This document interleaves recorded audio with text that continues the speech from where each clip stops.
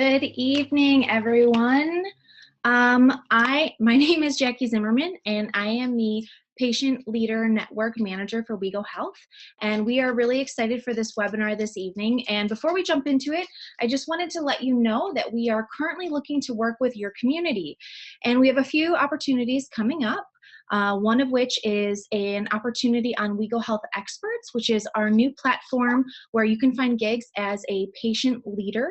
They are paid gigs, which is pretty cool.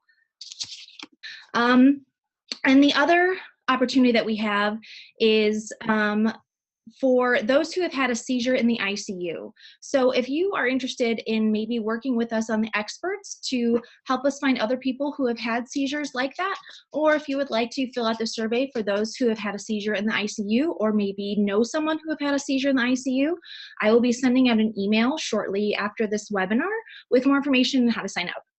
But enough about those other opportunities. Right now, let's get into why we're all here. And that is for this webinar, which is hosted by Whitney. You may know Whitney because she is a longtime patient leader and blogger in the epilepsy space. Tonight, Whitney is going to share a little bit of her own patient journey, but will also focus on how you can remain in control of your life and also of your patient journey. So with that, let's turn it over to Whitney. Hi guys, I'm so happy that you're joining me today. I thank you to WeGo Health for giving me the opportunity to share my journey with you guys.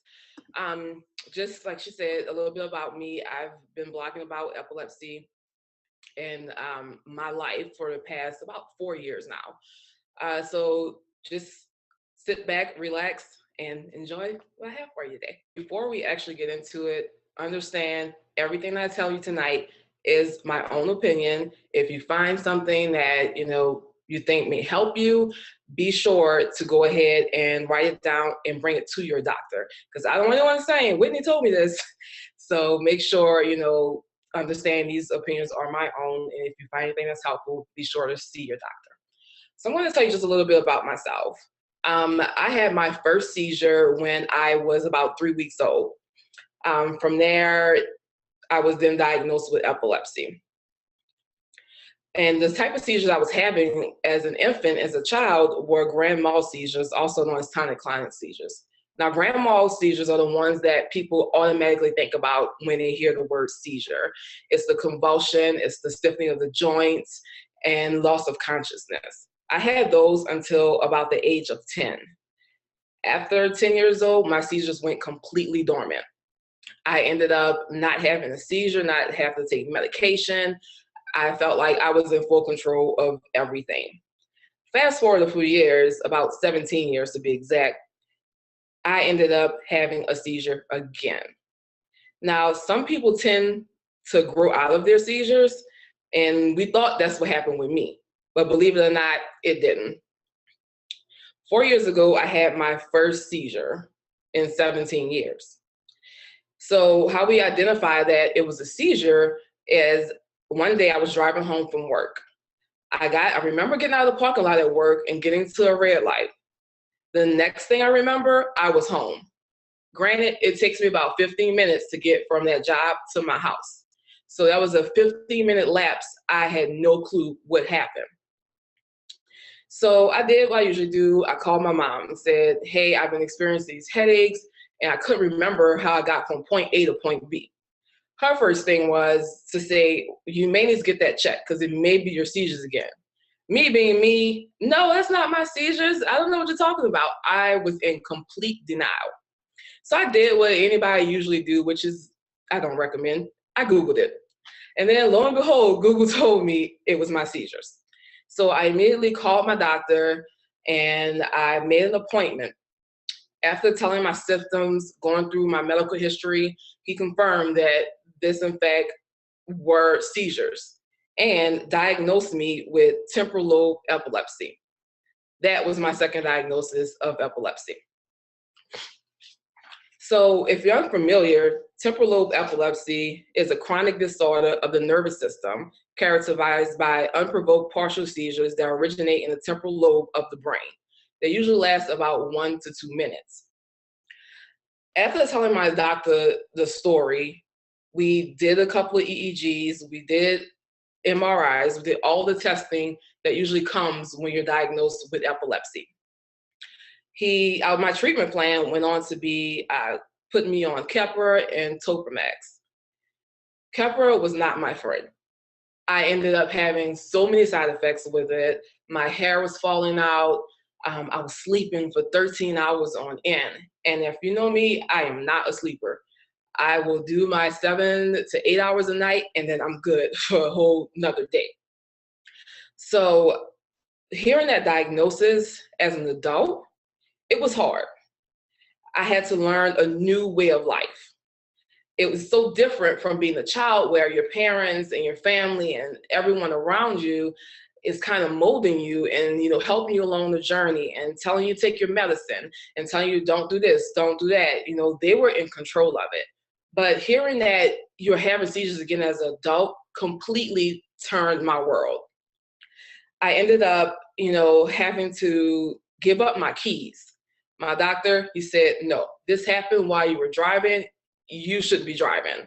And in the state of Texas, if you're driving and have a seizure while driving and cause an accident, anything like that, you can be charged with a DUI. And ultimately, that doctor that allowed you, and if he knew that you were having seizures, if they signed off and allowed you to drive, they could potentially lose their license. So I was into my doctor. I gave up my keys for an entire year. Then the next thing that hit me was, okay, how am I supposed to get around? I'm living in Texas by myself. You know, I don't have the support system that I had when I was a child. So what am I supposed to do now? So my mom, my amazing mom, came and lived with me for about a month or so until I got fully adjusted to my medication and to having life on my own. At that point, I knew it was time to take control of my epilepsy.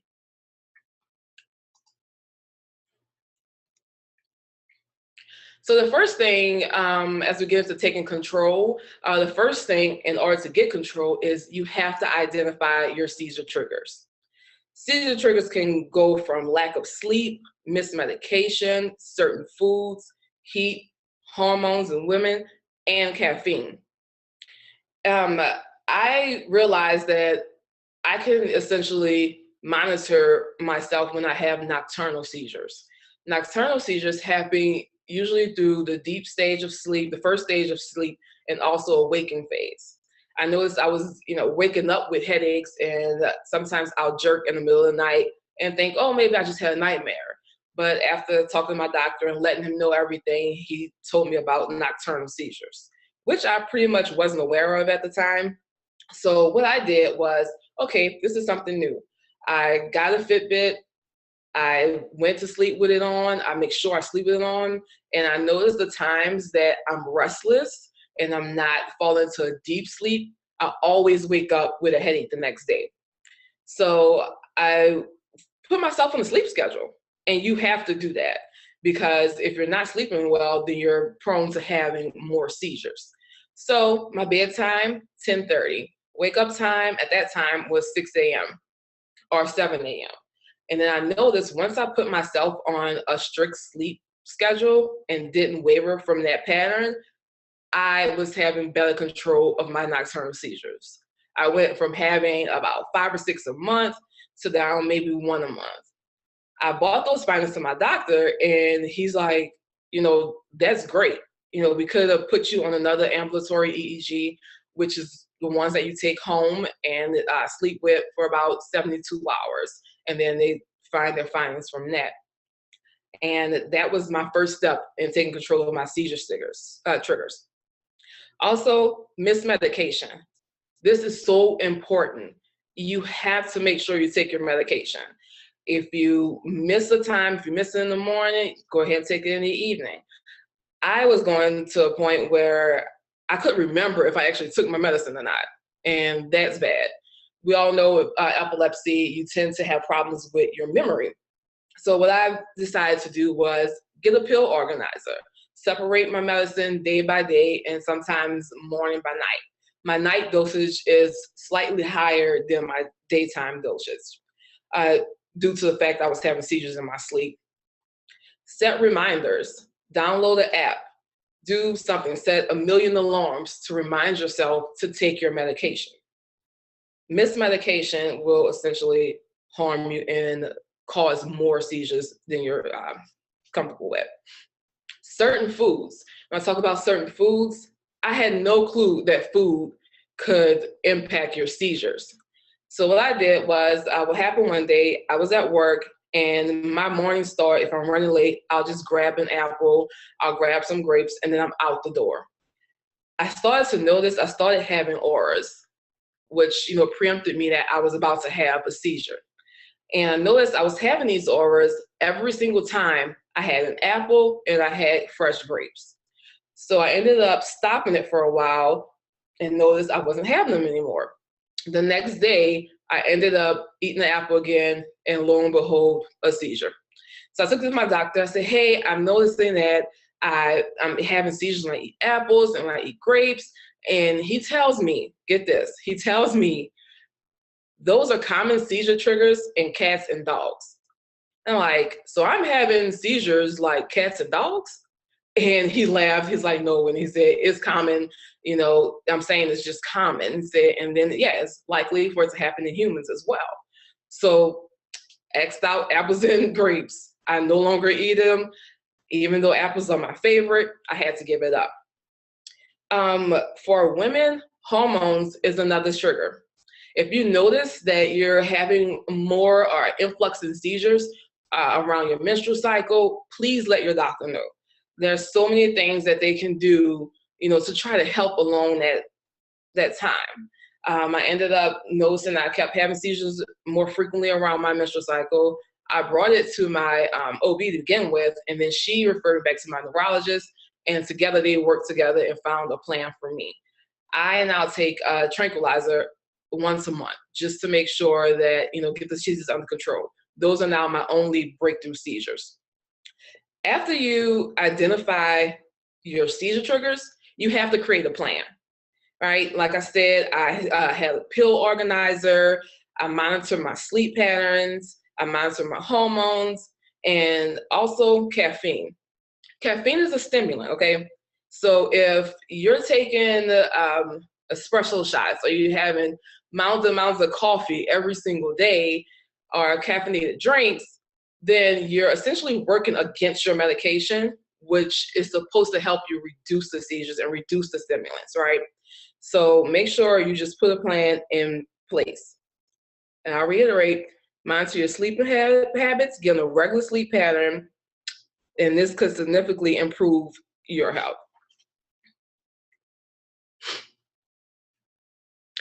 Staying safe. When it comes to staying safe, it's pretty much a trial and error phase. I noticed a couple of times that when I was baking or cooking in the oven, that I went in to reach for the pan with the oven mitt, and I went into a seizure then and pretty much froze with my hand resting on the hot metal. At that point, I didn't realize until I went to close the oven, I'm like, ouch, something hurts. I looked, I had a blister. It was there. I had a slight burn. And from then I realized, okay, let me go ahead and get some oven mitts, something that completely covers my hand. Because with me living out here, I'm too far away from my family. And at that time I was brand new to Texas, so I didn't have many friends. I was like, for anybody to get to me in case I ended up hurting myself. So I went ahead, I now wear complete oven mitts when I'm in the kitchen. I wear dishwasher safe or dish safe gloves when I'm washing dishes. I had an incident where I cut myself and not even knowing it. When it comes to taking a shower, I would recommend taking a shower when you're alone, opposed to taking a sit-down bath. And like I said, it's trial and error. I took my medications before I actually got into the tub, and I said, oh, I'm just gonna relax. And I ended up falling asleep for a second. And do you see how hazardous that is? I could have drowned because I took my medication that puts me to sleep, and then I sat down in a body of water and became completely relaxed. So I would recommend taking a shower if you're in the house alone. That may be the best thing for you. And if you can't drive, get a ride. There's so many alternatives for you now. There's Uber, there's Lyft, there's you can actually get the disability Lyft to come up to you from your city. But ask someone. I'm pretty sure if you had an emergency and you didn't have a way to get around, you didn't have your car keys or anything like that, do the doctor's orders, just ask someone. But please do not try to operate a vehicle, and you shouldn't be. Another part of taking control is self-care. I live for self-care. And I realized, why wasn't I doing this a long time ago? Like, why did it take me to start having seizures again to start focusing on myself and the care of myself? Because I love to say, you can't pour from an empty cup. Take care of yourself first. So because I was feeling depleted and empty, I couldn't give my all to anybody else. I could not be an advocate. I could not go to events. I could not speak. I could not blog. I couldn't do anything if I wasn't taking care of myself first.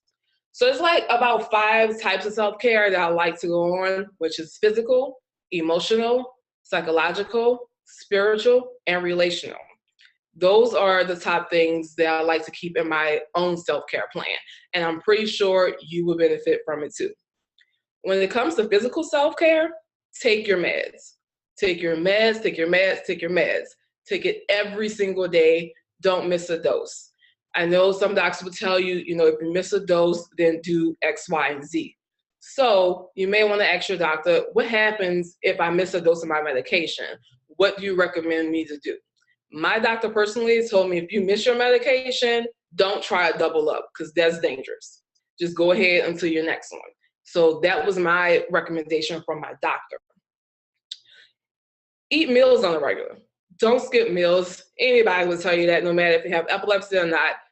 Eat every single meal.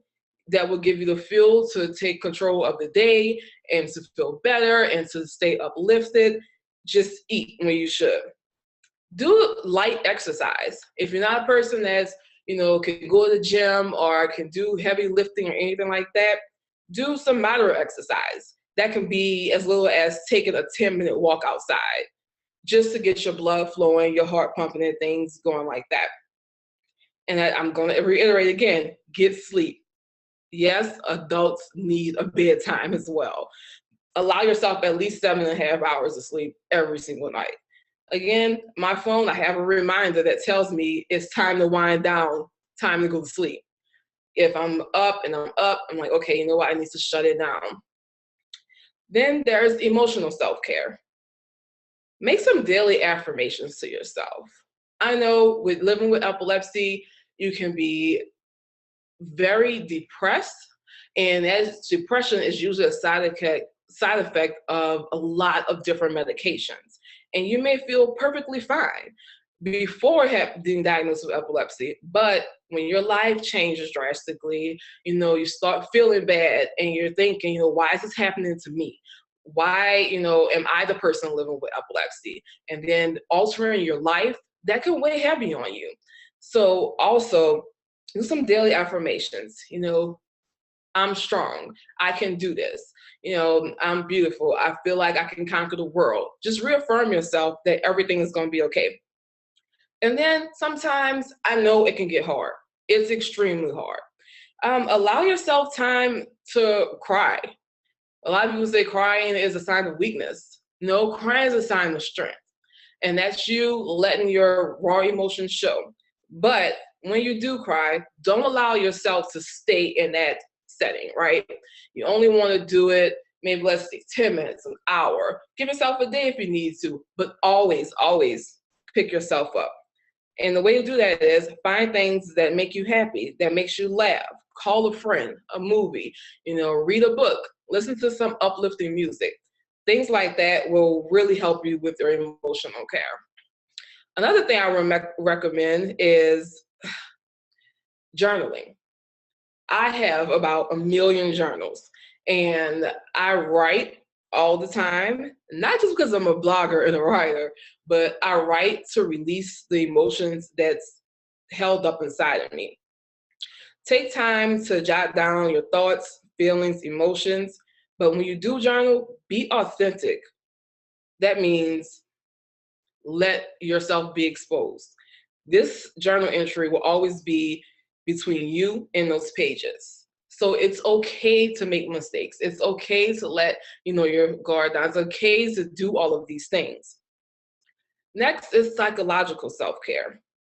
In the world today, we are always connected to our devices. So I would recommend turning your phone on Do Not Disturb for a little while. Trust me, the world will keep spinning if you don't answer your phone for an hour. And I had a problem with, I had to always have my phone in my hand. When I learned the art of Do Not Disturb, that was like life-changing. And now I block out some time every single day when it's only about me.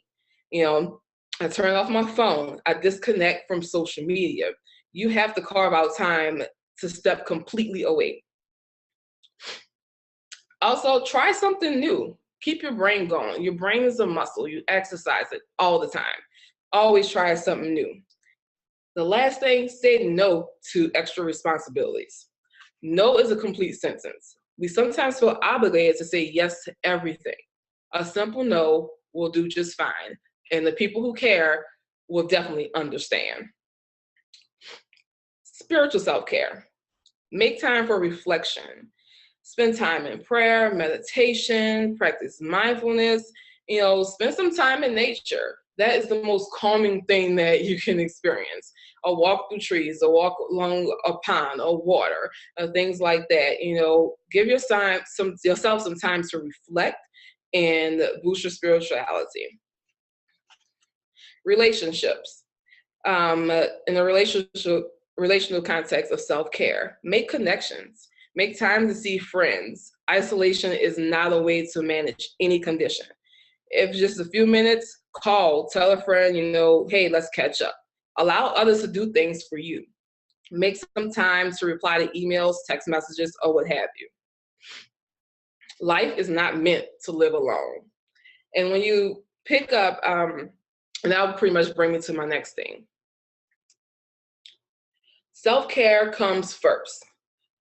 Proverb says, above all else, guard your heart, for everything you do flows from it.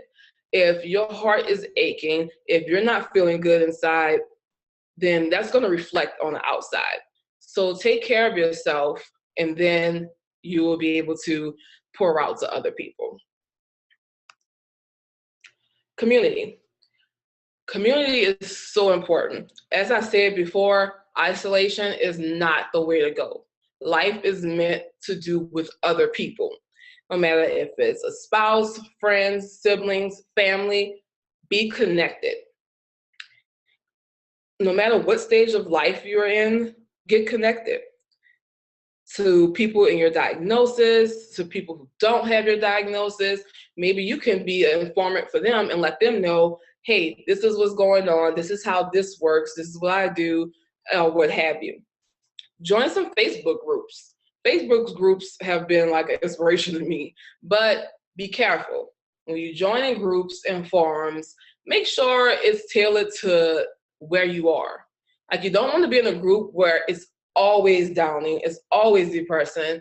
I'll jump in a couple of groups every now and then and put a little positive motivation in there to let people know, hey, you don't have to feel like this all the time. It's essentially up to you on how you want to feel.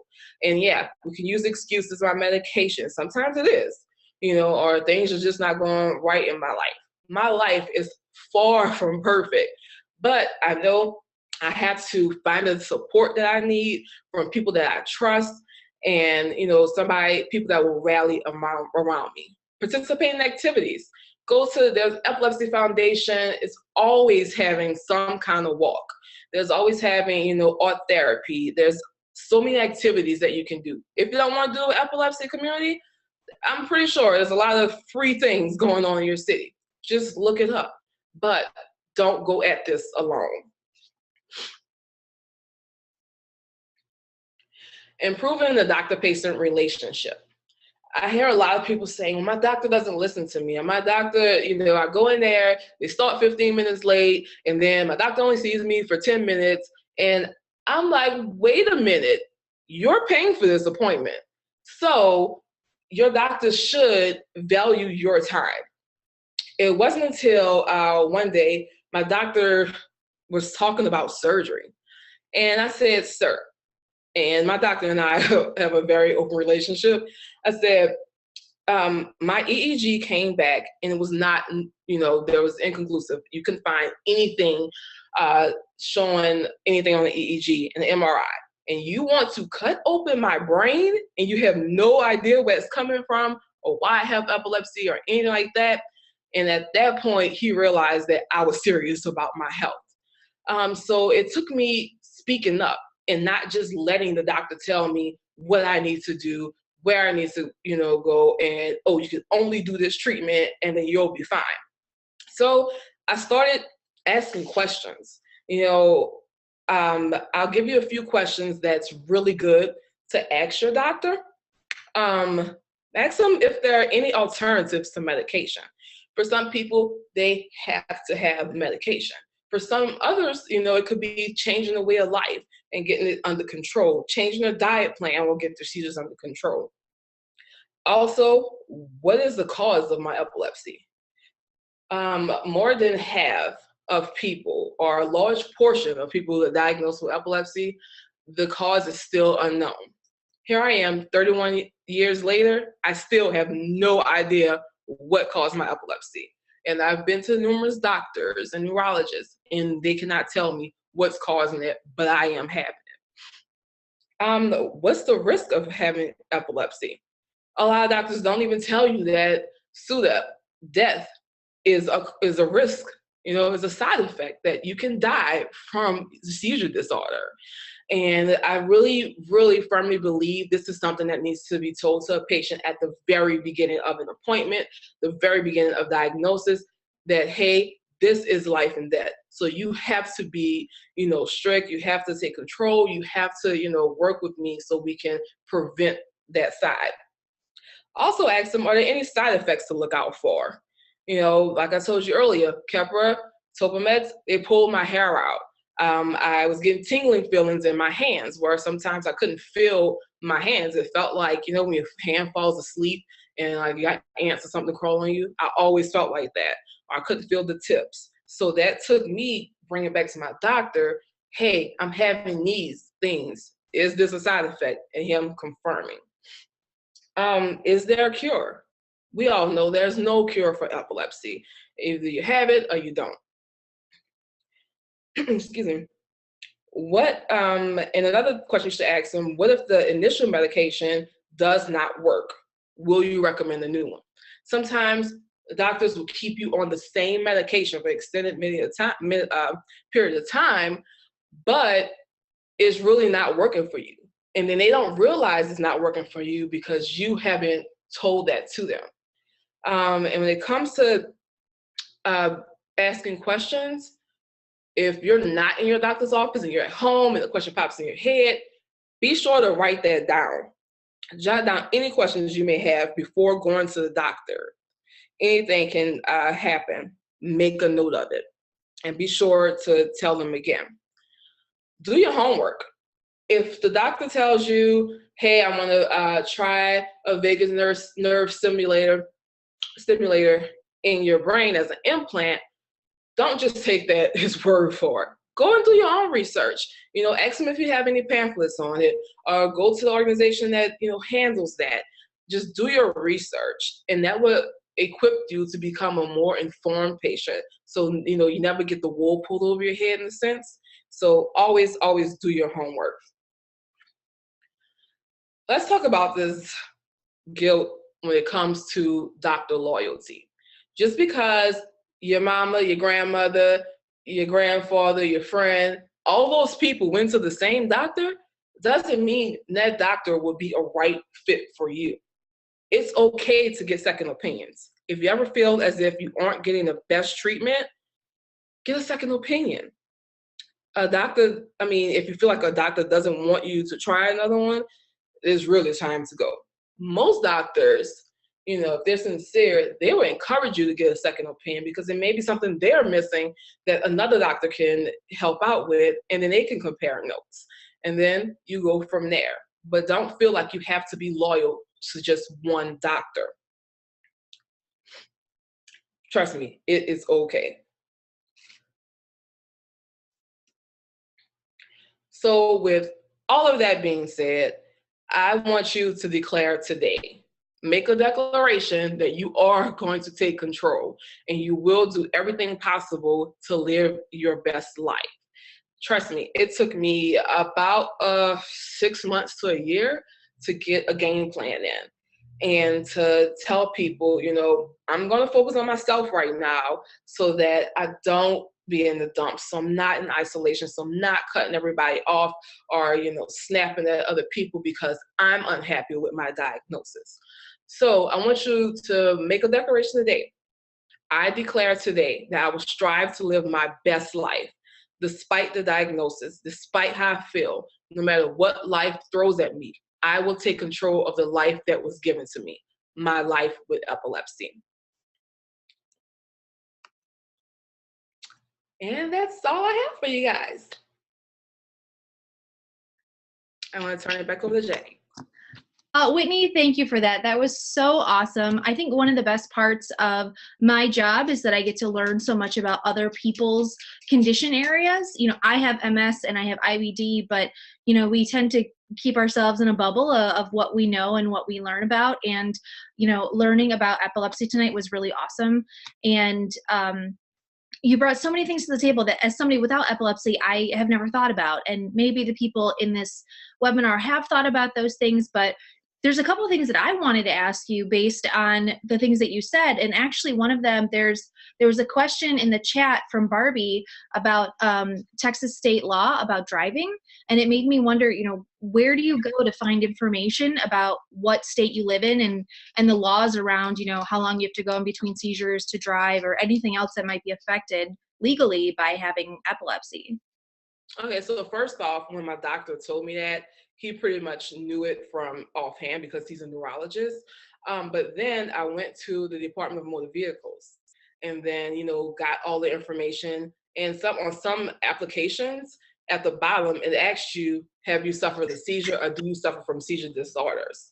And I only saw that because I didn't renew my license from Louisiana and had to take a driving test again. So it will ask you, you know, you can go to the Department of Motor Vehicles, their website for your state, and it will tell you the restrictions. And usually you have to go a year without having a seizure before you license to drive again. Okay.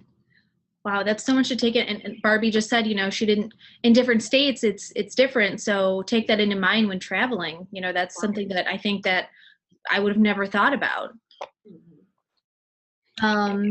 I also saw, so you were talking about getting into a sleep habit and you used a Fitbit to help you regulate or at least monitor your sleeping, which is such a great suggestion. Do you have any other apps or technology or anything else that you use for either tracking or maybe monitoring or anything that you can suggest? I do use an app from Self Care Catalyst, and it is strictly for people with epilepsy. And you can jot down questions, you can look at that, how your moods have fluctuated, you can input all of that information. And what I love about that app is you can create your own support group. So they also have one for MS. So there's different chronic illnesses or different things that you go through that they actually have an app for. And I can add, let's say if you created one for your condition, I can add you to my circle of support and we can, you know, give cross information. I use that also to bring to my doctor. Let's say if I had a seizure, I'll jot down, oh, I had a seizure at this day on this time, A, B, and C, D happened. And I can, you know, print that out or just communicate that with my doctor. On the other side of keeping track of everything, if you're not into the digital age, I know some people like to still handwrite everything. I do both. You can also get a seizure diary, right? And I know Angels of Epilepsy has an amazing seizure diary. I've had it for years. Yeah. You can get it on Amazon too, I'm pretty sure, right? Yeah. Yeah. I can go to AOepilepsy.org to get one as well. And I use both just in case, you know, my phone's dead. I still have it written down. I can, you know, communicate that with my doctor, everything that's going on with that. What was the name of that app again that you suggested? It's called Epilepsy, but it's by Self Care Catalyst. Okay. And then sort of in the same token, you talked about finding your own triggers and noticing those and keeping track of those. So would you say that journaling or using an app like this is the best way to sort of keep track of those triggers? Definitely. I mean, that is really the best way, because when you notice things are different, you can, allow yourself to write it down, and then you can go back and go do like a little report and like, okay, when I ate this or when I did this, then A, B, and C happened. Or, I noticed when I stopped doing this, my seizures stopped. So I would definitely recommend, writing down. Like I said, it's like trial and error. Like, I didn't know those things until it actually started happening, because when I went to my first neurologist appointment, they never told me my seizure triggers, that, there were triggers for seizures, and that, you can take control of it. That was me doing research and finding out, from epilepsy.com, like, these are common triggers. And then I added some on when I figured things out. Yeah. There's a question from Cindy, and she says that her daughter's 7 and was diagnosed with partial complex. She's on Keppra, but noticed a lot of breakthrough seizures. And she said that if they want to increase her medications, would you suggest having an EEG to make sure she should be increased? I have two opinions about that.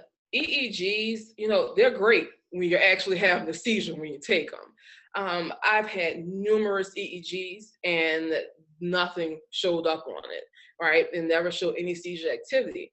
But when I left the doctor's office, I ended up having a seizure, because they do things in the EEG to trigger your epilepsy, to trigger your seizures. There's flashing lights, there's different breathing activities. So in that moment, you don't, it may not show up, but it may show up after you leave. And that's when writing things down comes into place. My increase of medication always happened without an EEG. It was just knowing, I'm having these breakthrough seizures and they're just not controlling. My medication went from 1,000 milligrams a day to 2,300 milligrams a day. Oh, wow. Because I was having so many breakthrough seizures.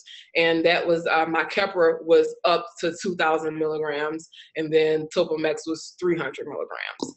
So, for anyone, that's a lot of medication to take. Yeah. Like, no wonder I was walking around like a zombie. Then I had to ended up, because Keppra makes you sleep a lot.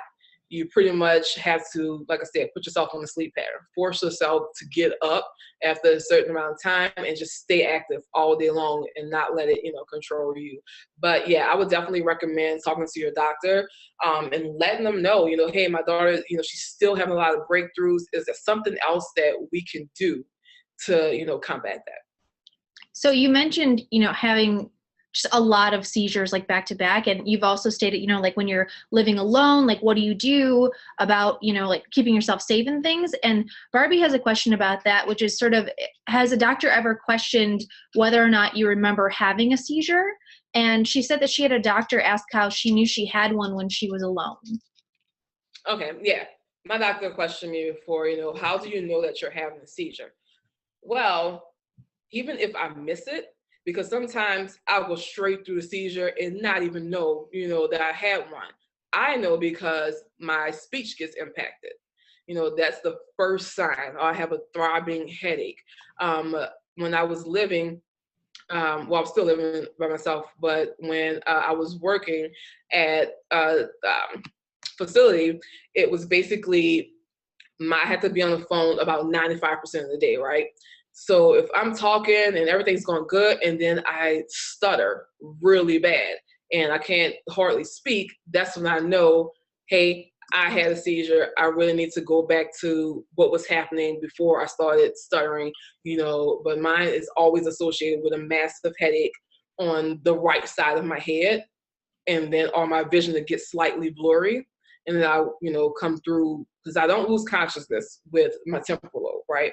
I just go into an absent seizure. It's the staring spell and things like that. And then from the stuttering, from the headaches and things like that, that's how I know I've had a seizure. And my doctor was, pretty upbeat with me and say, okay, you telling me this and you're not here with me, so I have to go by what you're saying if I'm going to effectively treat you. So what I'm hearing from what you're explaining your journey is that so much trial and error, there's a lot of tracking, there's a commitment to lifestyle change, there's all these things that sort of you have to do. And I would imagine that, you know, at some point in your life, you probably were like, you know, I'm not willing to give up caffeine, or I'm not willing to, you know, maybe do those kinds of things. So if you were going to talk to maybe a teenager or like a young adult or maybe a parent of somebody who's just not willing, you know, wants to drink their Mountain Dew and eat their apples and do whatever it is that they do, that potentially have a crazy sleep schedule, what would you tell that person about either why they should or potential, you know, maybe risks that they're having for not following those sort of recommendations? You know, I would pretty much tell them your life is in your hands, right? Your doctors cannot be with you 24/7. And you can't go to your doctor and say, oops, I forgot to do this, or I forgot to take my medication. I had too much caffeine and I'm having these seizures, but I hate having these seizures. Your doctor's gonna look at you as like, okay, but what are you doing to prevent that? So I would pretty much tell them the risk. SUDEP, sudden unexplained death in epilepsy, that it's a real thing. You can die in your sleep if you have a seizure. You know, you can do it if you cannot come out of a seizure. I've had a personal friend who died from a seizure, and literally a couple of months after we did the national walk in Washington, D.C. And it's like, you just never know. And I used to worry, and I still worry, you know, will my next seizure be my last? So I would pretty much tell them to be adamant about, you know, taking control, be adamant about giving the doctor, you know, the right things that actually happen to you, but work with your doctor. Working with your doctor will and can save your life. And like I said, ask your doctor what the risks are. And sometimes they don't like hearing it from another person with epilepsy. They will only trust the doctor. And it's like, and that's fine. You're supposed to trust your doctor, but make sure you're getting that information from them, because they may have to put that firm, you know, foot down on it.